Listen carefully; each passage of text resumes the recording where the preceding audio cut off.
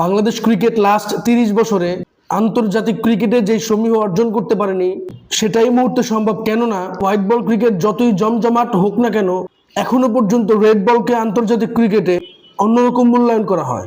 ঠিক সেই বিবেচনায় এই মুহূর্তে অভিজ্ঞতা এবং পারফরমেন্সের দিক থেকে হোয়াইট বল ক্রিকেটের থেকে লাল বলই বাংলাদেশ ভালো খেলছে। কেননা লাস্ট 1.5 থেকে 2 বছরে হোয়াইট বল ক্রিকেটে বাংলাদেশ যেমনিভাবে অধপতনে নেমে এসেছে, ঠিক তেমনিভাবে রেড বল ক্রিকেটে পাকিস্তানে গিয়ে পাকিস্তানকে হারানো, ওয়েস্ট ইন্ডিজকে ওয়েস্ট ইন্ডিজের মাটিতে হারানো একাধিক সাফল্য রয়েছে। এবং এই মুহূর্তে বাংলাদেশ টেস্ট দল বড্ড পরিণত।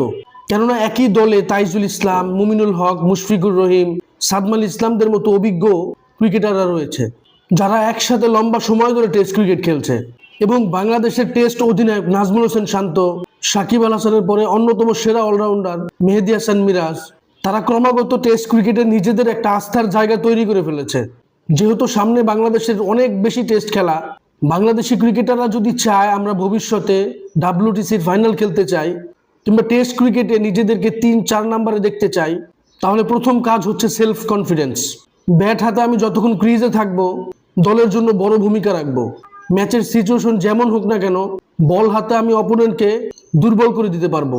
এইরকম আত্মবিশ্বাস যদি আমাদের ভিতরে আসে, অবশ্যই টেস্ট ক্রিকেটে ঘরের বাইরে সাফল্য আনা সম্ভব। এবং বাংলাদেশ যখন টেস্ট ক্রিকেটে ভালো করবে, আন্তর্জাতিক মহলে সেটা অবশ্যই চর্চার বিষয় হবে। তাই আসন্ন পাকিস্তান সিরিজে আশা করছি বাংলাদেশ দারুণ খেলবে। এ নিয়ে আপনাদের কোনো মতামত থাকলে অবশ্যই আমার সাথে শেয়ার করবেন। ভিডিওটি ভালো লাগলে লাইক, কমেন্ট, শেয়ার, সাবস্ক্রাইব করবেন। ধন্যবাদ।